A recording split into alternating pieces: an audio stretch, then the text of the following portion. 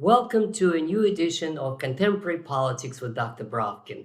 Today is the 23rd of January 2025, and today my topic is Trump, Putin, Zelensky. The deal making begins. The reason this is framed like this is that yesterday President Trump, several days in office, has made important declarations addressing President Putin. He also claimed that he has called Zelensky. And so what I'd like to do today is to assess and interpret the first moves in the game of politics that has just begun with new presidency of President Trump, the deal making, because as we all know, President Trump claims he's a great deal maker, has made many important promises and assessments in the days coming to his presidency, and now the deal making begins. And so this is my assessment of these pronouncements. Now, I begin with President Zelensky. His position I have covered in many videos in the preceding playlist, The War in Ukraine. But what is new and what's important is that Mr. Zelensky yesterday at Davos in Switzerland has made very contradictory statements. On the one hand, he says, echoing demands of President Trump, that Zelensky is ready to negotiate. Fine. But at the same time, in the same speech, he says exactly the opposite. He basically says that one cannot trust Putin, that the Ukraine under his leadership, of course, will never, as he put it, recognize the lost territories. He proposed that the European Union brings in 200,000 peacekeepers after the ceasefire. How could there be a ceasefire if there's nothing to negotiate about? And he also blamed the West for promising that Ukraine would be in NATO, and now that promise has been dashed, and there is no talk about the possibility of joining NATO. So it's very contradictory. In fact, it's just one point doesn't make sense against the other. What's the point of having the peacekeepers if there is no peace deal?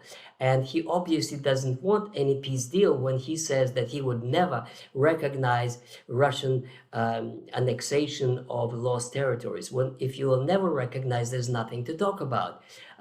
So this is very strange. But the point is that he's making this appeal that supposedly he is ready to negotiate, in fact not.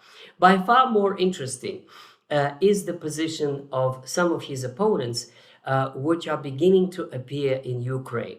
Now, in several videos back in November, I made a video that is called Unraveling of Zelensky Regime. And what I'm talking about now is a process that is continuing, but more so. And the fact is that before any deal, even if suppose Putin and Trump agreed and everybody agreed that there will be a deal, there will be a treaty, in order for that to happen, there has to be a legitimate president, which means that Zelensky would have to agree to new elections because now his term has expired. So it is a foretaste of these coming, if there will be new elections, that there are all kinds of people who have begun voicing their views and opinions. And one of the most interesting in this regard, at least for me, is Mr. Arestovich. And you can check his performance in a channel called Politika, a Ukrainian one, and it's in Russian, and it's on YouTube, and you could easily find it. But the reason this is so important is because Arestovich, who used to be an advisor to Zelensky, is trying to position himself as a kind of an alternative and proposes a different vision and a different explanation, and that is why it is interesting. Now, most interesting in terms of what Arestovich said just yesterday is that Zelensky wants to continue the war. And that is because he knows that if there is a peace, he is not going to be re-elected. He also put it in a very radical terms. He said, what did Zelensky's war achieve? It achieved 300,000 casualties and about a third of Ukrainian territory lost. So he puts it squarely as the blame of the current president, because he said that in March 2022, Zelensky had a chance to sign peace in Istanbul. And another revelation which has come out and confirmed by Western sources as well is that in November 2022, at the height of military successes of Ukraine, when the Russians withdrew from Kherson and from around Kharkov, this is when there was another chance, and Miller, the U.S. Chief of Staff of Pentagon, proposed that Ukraine should go as a favorable moment for negotiations with the Russians. And according to these sources, now it was Blinken who said no, that Ukraine should continue. And then when they went on into this infamous counteroffensive, which failed, and then Russia began its offensive.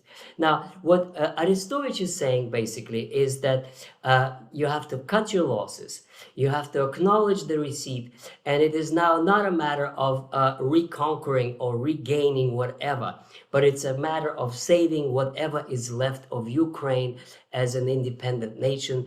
It is better to be neutral and independent than not to be at all. And so this is a very interesting position. Now, for the Western audience, one of the most interesting is his revelation that, according to Arestovich, Zelensky is very, very much afraid of an audit that is promised for the US money that was given to Ukraine. According to Arestovich, 40% of the aid, financial aid provided to Ukraine, was stolen. And he kept repeating it and named several important ways in which the schemes were used to steal American military aid. He says that some of it was sold to African countries, and he also said that sometimes there was a prior arrangement with the Russians that certain American vehicles would be left on the battlefield, supposedly because they were out of order or because they were injured or whatever, damaged, and then the Russians would get them for money. Now, this is, of course, a absolutely incredible method of corruption. Now, be it as it may, Arestovich, of course, positions himself as a kind of a voice in Ukraine if there are new elections, that is ready to sign a peace deal, pretty much as Trump insists, including loss of territories for Ukraine and neutral status, and then saving whatever portion of Ukraine is to be saved. Now we move on in this survey to Mr. Trump and his threats. His latest pronouncement the day before, he said that Putin should make a deal or else. And here is the threat. He would impose tariffs on anything that is made in Russia by the United States and participating countries. So this is a very interesting assessment now of this threat. What tariffs? Russia has virtually nothing that it sells to the United States. As to the European Union, the only thing that they're buying Russian oil, but not from Russia, but from India.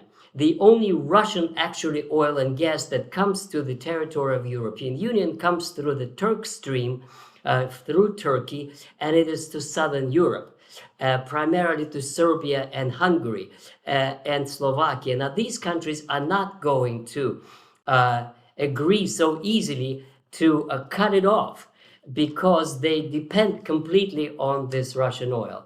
Now, Trump, of course, sort of boasts that he will have so much cheap oil that the United States is going to produce that would lower the prices. Now, maybe, but not now. It may take at least a year or two before this fountain of cheap American oil is going to come. At this moment, Russian oil is available and it is being bought by the Europeans, and there's no way that Trump will be able to force China not to buy Russian oil, or to force India not to make money by Russian oil, or to force any BRICS countries from Russian whatever they want to buy. So this is an empty and hollow threat. Now, moreover, Putin doesn't like to be talked in this way. It is a matter of prestige for him to be treated as an equal partner in negotiations. And so when he simply says, sit down and make, or else I'm going to do this and that, this is not going to fly. The Russians perceive what Mr. Trump is offering as not a deal making, but as a proposal to quit while they're winning. That's the problem with this proposal. Because what Trump wants is a ceasefire. Now, the ceasefire means you stop fighting. Why should they stop fighting when they're winning? In order to induce them to stop fighting when they're winning, there has to be something very tangible. And that is what exactly Putin wants. And he repeated it many times. What he wants is a demilitarization of Ukraine, which means specific limits on armed forces of Ukraine. He needs neutral Ukraine, and a Ukraine not member of NATO, and that a country that has no military forces of foreign countries on its soil.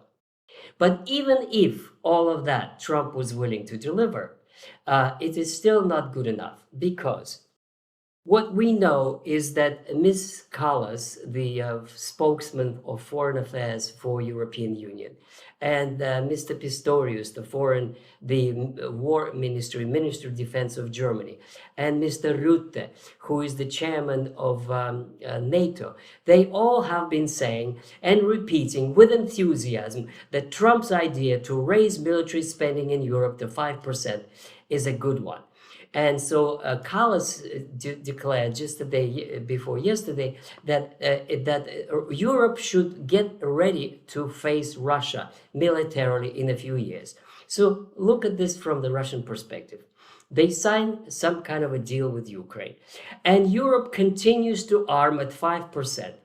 And therefore, there is no security. There will be a huge European military budget and a huge armaments race, and then Europe will face Russia, outnumbering it as Callas hopes, in all kinds of armaments.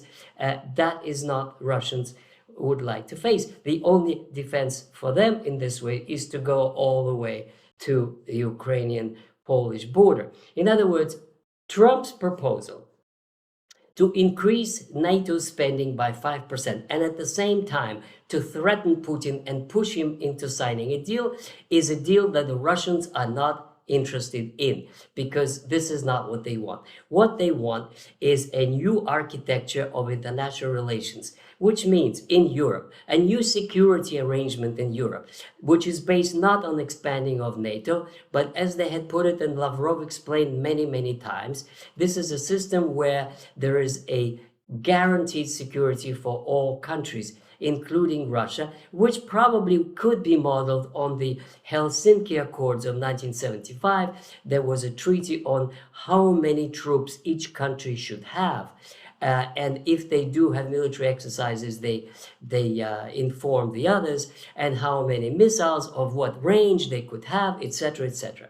Now, the West rejected all this during the all preceding American administrations, claiming that anybody could join NATO as a free will to choose whichever system of defense they wanted, and it was completely refusing that. So if Trump continues to refuse this kind of a new architecture, new system of security for all European countries, and continues to insist on 5% NATO budget of GDP, this is a no-go. That means that the Russians are simply going to continue their advance.